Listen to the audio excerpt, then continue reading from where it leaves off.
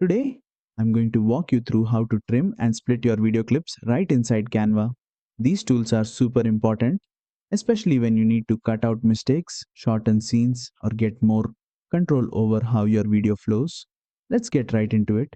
First, open your Canva project and either create a new video design or open an existing one. Now, go to the Uploads tab or the Elements tab, find a video you want to use and drag it onto the timeline at the bottom.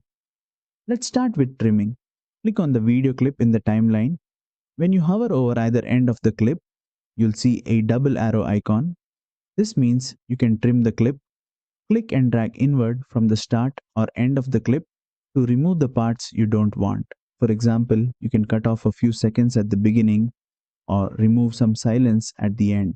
Next, let's look at splitting. Click to select the clip again, then move the playhead to the exact spot where you want to make a cut. Now you've got two options. You can either right click on the clip and choose split page or just click the split button on the top bar of the editor. Canva will instantly split your clip into two separate parts. From here, you can delete sections, move clips around, or even apply different transitions or effects to each split part. It's great for fine-tuning your edits, and don't worry, if you make a mistake, just click the undo button at the top and you're back on track.